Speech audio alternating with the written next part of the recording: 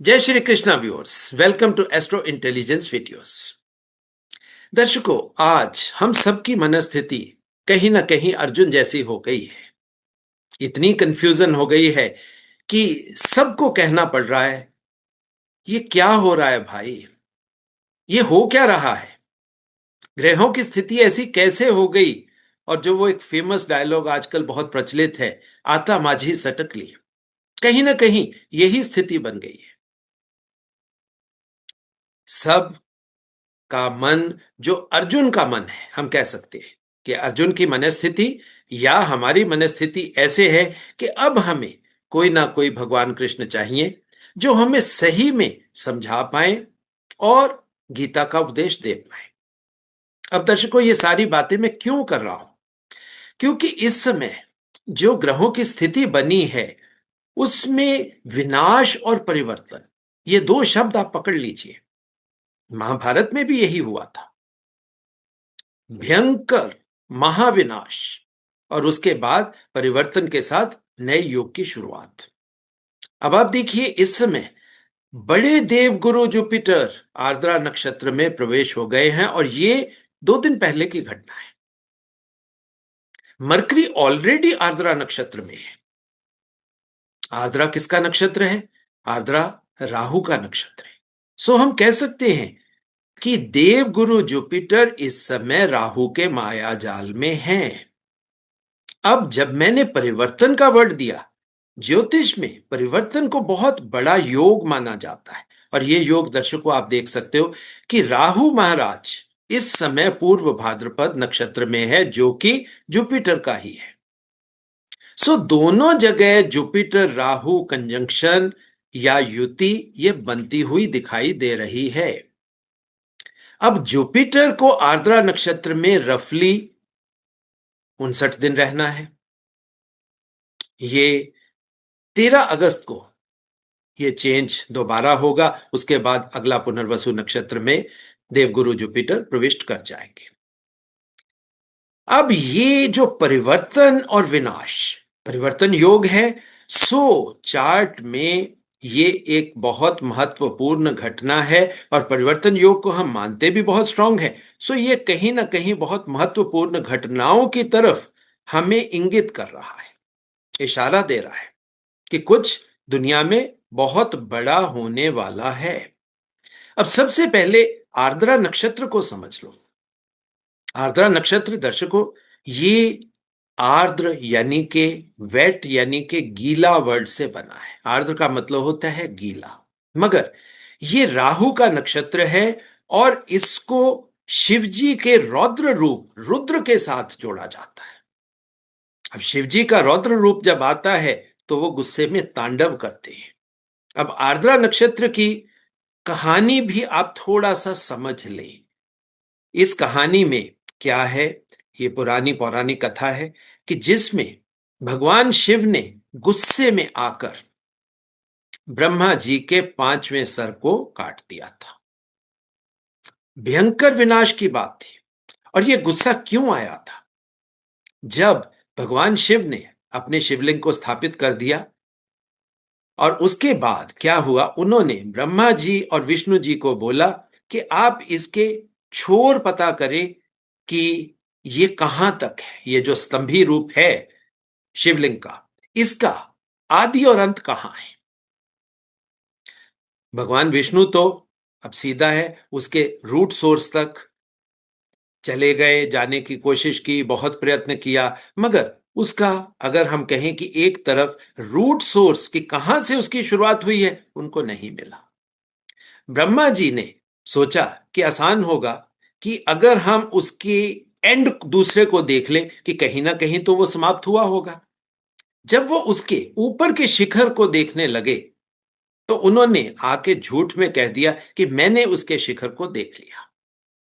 अब उनके उस झूठ को भगवान शिव ने पकड़ लिया, उनको गुस्सा आया और गुस्से में उन्होंने ब्रह्मा जी के 5वें सर को काट दिया।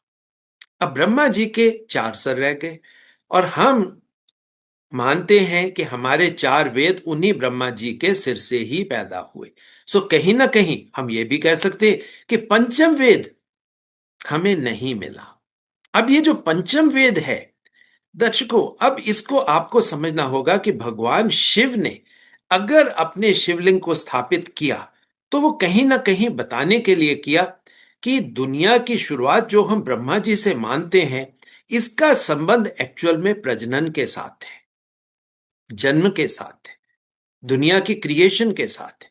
सो क्रिएशन का ना आदि पता लगेगा ना अंत पता लगेगा। सो क्रिएशन आप देखिए, कुछ लोग पहले कहते थे कि ये धरती 10,000 साल पुरानी है, यानी जो मैनकाइंड की बात आती थी कि 10,000 साल पे ही मतलब मनुष्य जाति आई, फिर उसके बाद 10,000 के बाद एक जीरो पीछे लग गई, फिर दो जीरो लग गई। ये इसी तरीके से ना इसका आदि है ना इसका अंत है।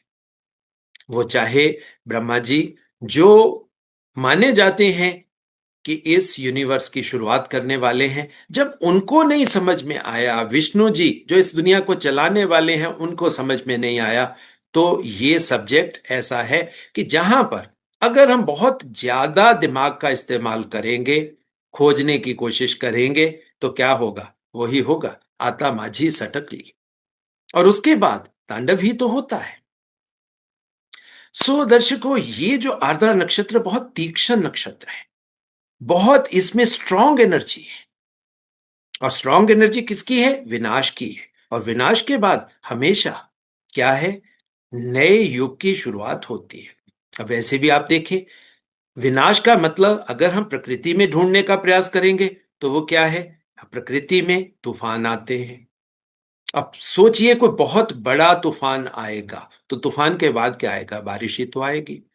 अब वही बारिश जब पौधों के ऊपर, धरती के ऊपर पड़ती है तो नए पौधों का जन्म होता है, जो पौधे छोटे छोटे हैं उनका विकास होता है। सो ये विनाश और विकास की कहानी है, और ये कहानी की शुरुआत मैंने इसलिए करी क्योंकि इस समय प्लेनेटरी पोजीशन ही ऐसी हो चुकी है कि जहां पर पूरी दुनिया इस समय विनाश के कगार पर खड़ी है।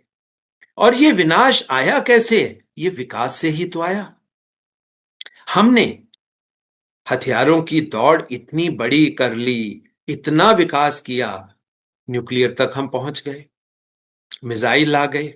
अब सैनिकों को लड़ने की जरूरत नहीं रही, कंप्यूटर पर बैठकर फाइट हो रही है, ड्रोन अटैक्स हो रहे हैं। अब आप देखिए, ये विकास और विनाश, यानी कि हमने जो बौद्धिक स्तर से विकास कर करके नए हथियार जमा किए, अब उसका परिणति देखिए कहां जा रही है? वो विनाश के रूप में जा रही है, और विनाश आप पूरी दुनिया में देख रहे हो। पिछली वीडियो में मैंने उस विनाश की थोड़ी सी झलक आपको दिखाई, जिसमें मंगल केतु के बारे में मैंने बताया, और उसमें मैंने आपको समझाया भी था कि इसका संबंध 5 नंबर की एनर्जी से है, संतान भाव बच्चों से है। तभी अब आप देखिए पूरी दुनिया में क्या हो रहा है। अमेरिका में जो पीछे कभी नहीं हुआ, स्टूडेंट्स और इमिग्रेंट्स ने क्या किया? बहुत बड़े प्रोटेस्ट किए। उसके बाद ये जो भारत में अब पीछे जो हवाई जहाज, जो ड्रीम लाइनर जिसका क्रैश हुआ है, अब आप देखिए वो भी गिरा कहां? गिरा वो भी बच्चों के, मेडिकल बच्चों के हॉस्टल के ऊपर गिरा। ये जो स्ट्रॉन्ग एनर्जी इस तरह की है, इसका संबंध बच्चों के साथ था, ये मैंने पिछली वीडियो में आपको बताया था। मगर दर्शकों, अब जब जुपिटर, उसी वीडियो में मैंने बताया था कि दुनिया को कंट्रोल कौन करेगा? जुपिटर का ज्ञान, जुपिटर की नॉलेज। मगर जुपिटर तो खुद अब आर्द्रा में चले गए, और अगले 58 दिन तक ये है ही है। ये वीडियो 2 दिन भी मैं क्यों रुककर बना रहा हूं दर्शकों, उसके पीछे कारण है, आप चार्ट में देख सकते हो कि जुपिटर मरकरी के साथ सूर्य आ गया है, और सूर्य जब आर्द्रा नक्षत्र में जाएगा, अभी सूर्य आर्द्रा में नहीं है, सूर्य अभी मृगशिरा नक्षत्र में, मृगशिरा के बाद ही आर्द्रा में जाना है। तो अगले 2-3 दिन में आप दुनिया में मेजर वॉर पोजीशंस देखोगे। वो चाहे इजराइल और ईरान के साथ संबंधित हो, इजराइल गाजा के साथ हो, उसमें दूसरे मतलब अरब कंट्रीज के प्लेयर्स आ जाएं। अब आप देखो ये हो क्या रहा है, किस तरह का परिवर्तन।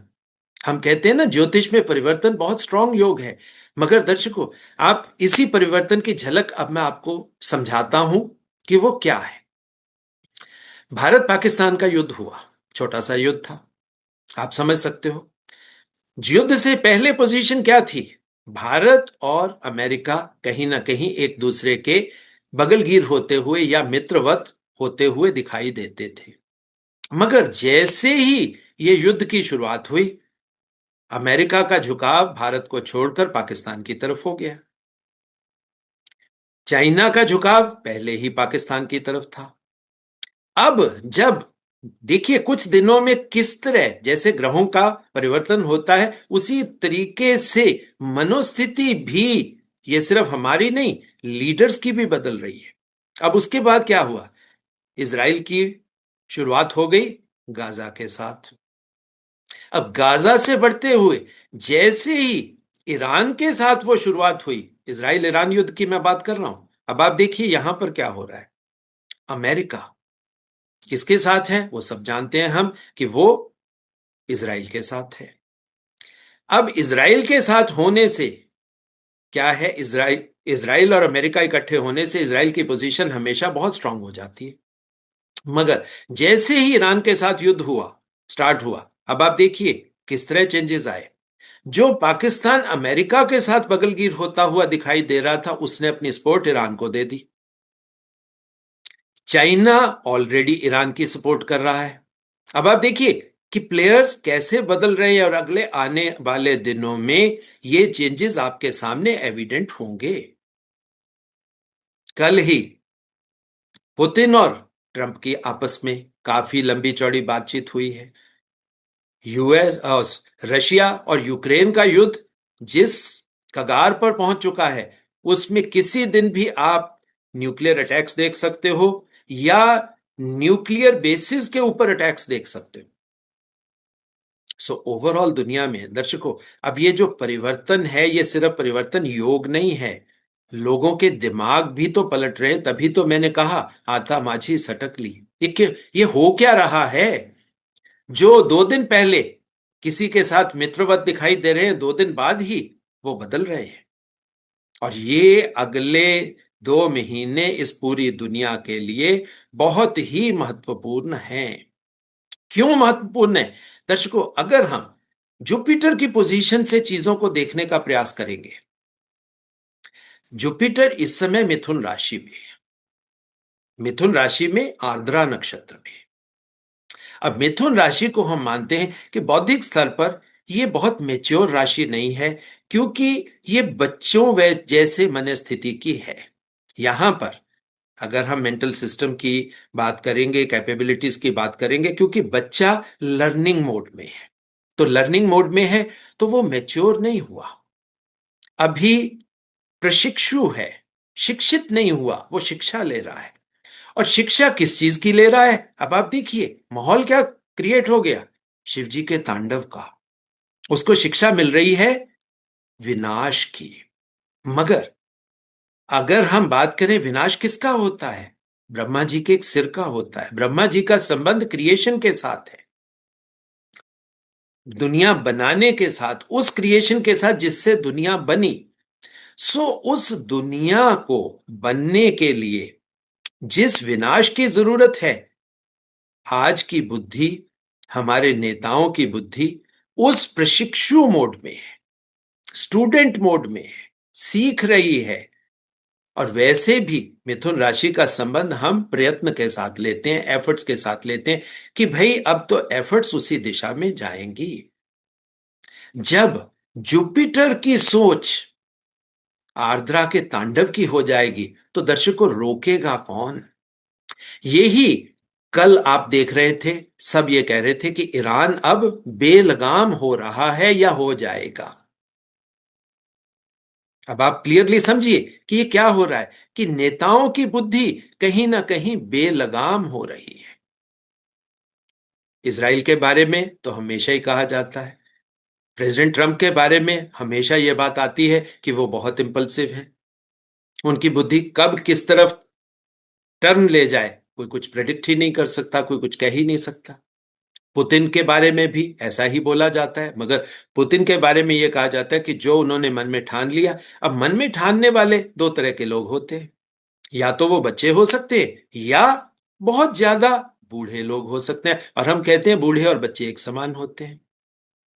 सो ओवरऑल अगर आप देखोगे, जुपिटेरियन माइंडसेट इस समय मिथुन राशि में विनाश के कगार पर सोच रहा है। सो पूरी दुनिया में आप कंट्री टू कंट्री वॉर या ओवरऑल वर्ल्ड वॉर, जिसमें प्लेयर्स की पोजीशन को मैं बदलता हुआ देख रहा हूं। इंडिया का स्टैंड अब बताइए क्या होगा। जो इंडिया कहीं अमेरिका के साथ था, अमेरिका पाकिस्तान के साथ हो गया, अब पाकिस्तान ईरान के साथ हो रहा है, और भारत के ईरान के साथ संबंध काफी ठीक ठाक है क्योंकि ईरान से तेल आता है भारत को। सो अब आप सोचिए ये किस तरह की कंफ्यूजन है, जिसमें ना आदि का पता लग रहा है ना अंत का पता लग रहा है। अब इसी को दर्शकों यहीं से अगर आप देखोगे, कोई भी एफर्ट अगर होती है, एफर्ट का भाव दर्शकों कौन सा होता है? एफर्ट का भाव होता है तीसरा।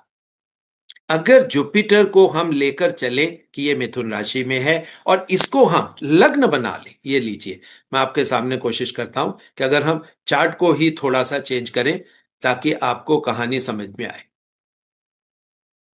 तो अगर हम चार्ट को मिथुन राशि को लग्न में ले आए तो क्या होगा?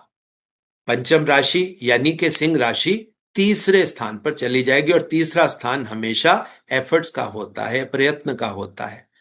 सो जुपिटर का प्रयत्न, जुपिटर की एफर्ट्स कहां जाएंगी? केतु मार्स के उस विनाश की तरफ ही तो जाएंगी।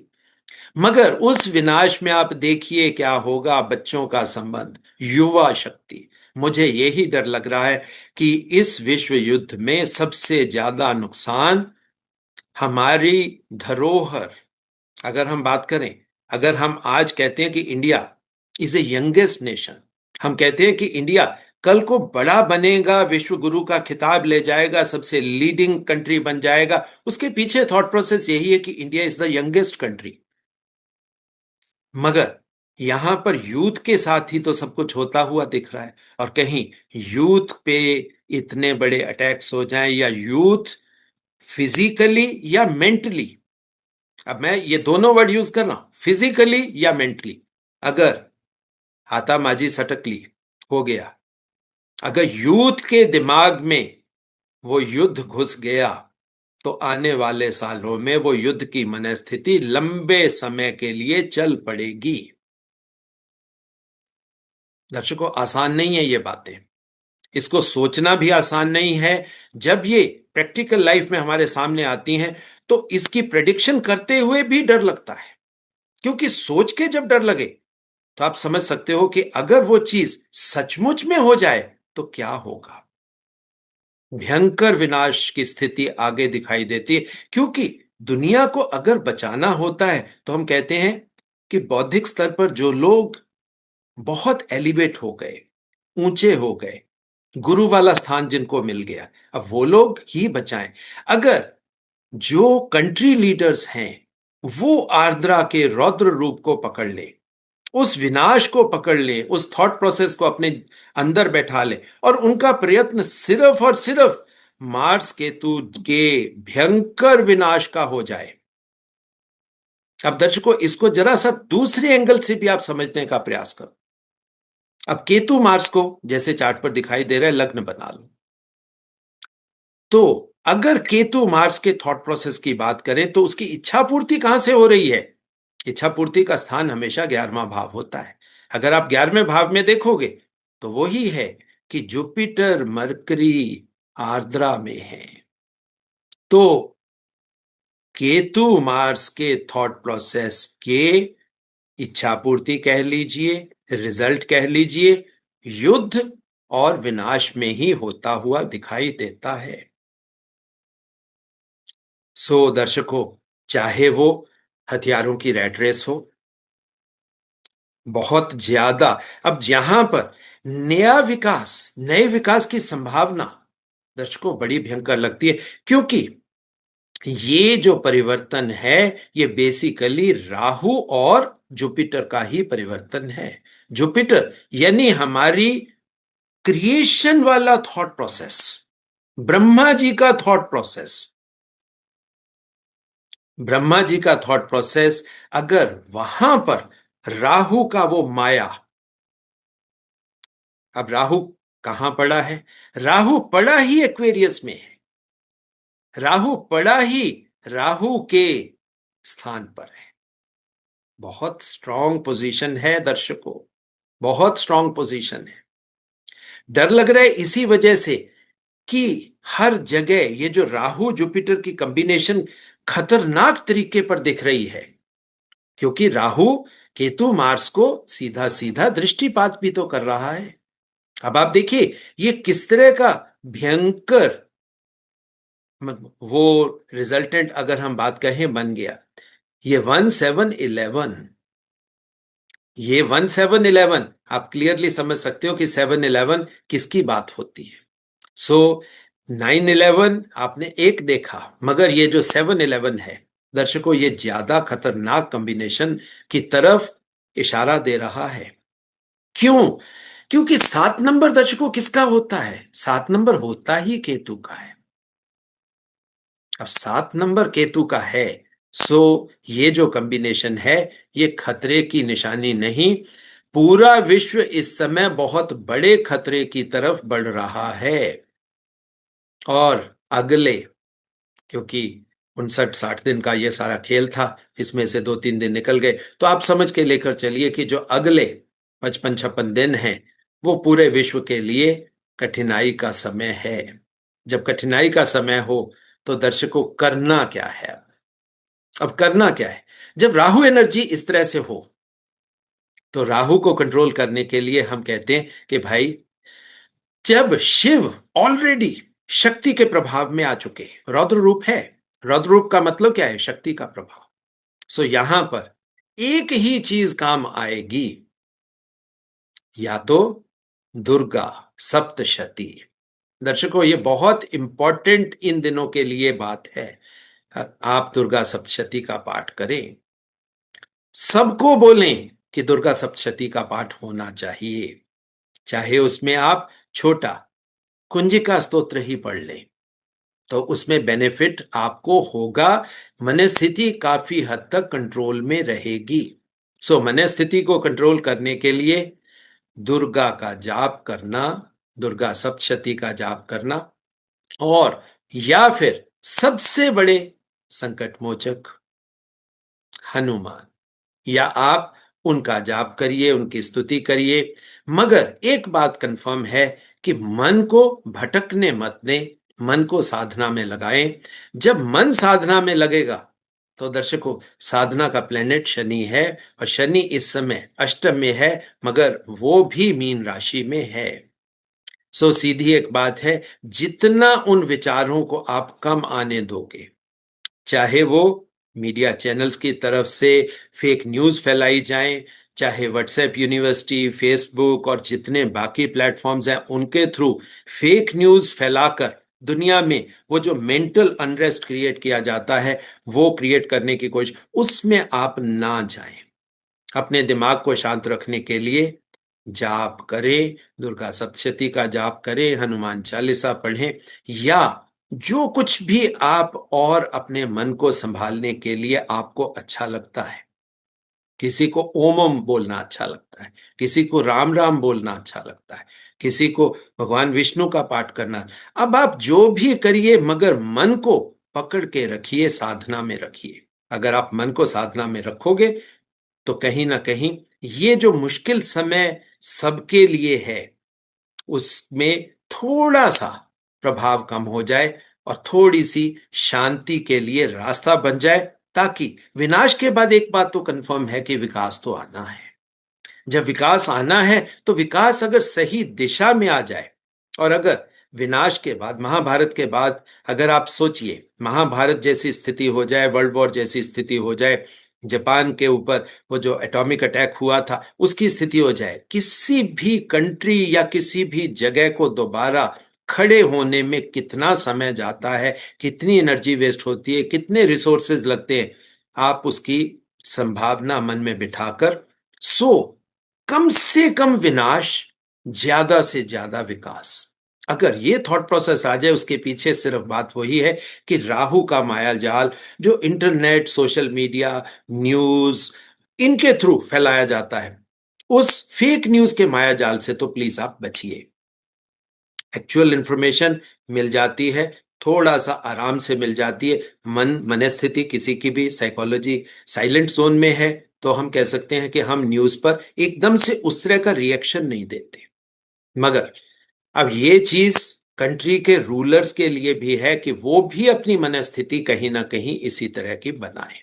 अगर वो मनस्थिति ऐसी बना लेंगे तो विनाश के, देखिए एनवायरनमेंट बना होता है विनाश का, मगर उसमें विकास की विंडो हमेशा होती है, सुरंग हमेशा होती है। सो विनाश में होते हुए भी विकास की सुरंग खोदिए, कोशिश करिए कि विकास के रास्ते पर उस सुरंग के थ्रू निकल जाएंगे और नई दुनिया का सृजन कर लेंगे। सो दर्शकों, ये था मेरा प्रयास आपको समझाने का कि आर्द्रा में जब जुपिटर आए हैं तो क्या हो सकता है। आशा करता हूं कि यह थॉट प्रोसेस आपके जीवन को अच्छा बनाने में छोटा मोटा कोई रोल अदा करेगा। इसी आशा विश्वास के साथ जो एक निवेदन हर वीडियो के अंत में मैं आपसे करता हूं, वो यहां भी कर रहा हूं कि एस्ट्रो इंटेलिजेंस आपका अपना चैनल है, ज्ञान का चैनल है, वैदिक ज्योतिष का चैनल है। और ये जो वैदिक ज्योतिष का चैनल है, इसमें आपके सहयोग की जरूरत है। ज्यादा से ज्यादा इसे शेयर करें, लाइक करें, सब्सक्राइब करें। अब जैसे मेरे साथ की कुर्सी खाली है, जो लोग रिसर्च पर मेरे साथ आना चाहते हैं, इस प्लेटफॉर्म पर मेरे साथ जुड़ना चाहते हैं, उन सभी के लिए, या जो दर्शक अपने चार्ट्स मुझसे एनालाइज करवाना चाहते हैं, उनके लिए फोन नंबर दर्शकों मेरा एक ही है, दैट इज 9881 64480। उसी के माध्यम से आप मुझसे संपर्क स्थापित कर सकते हैं।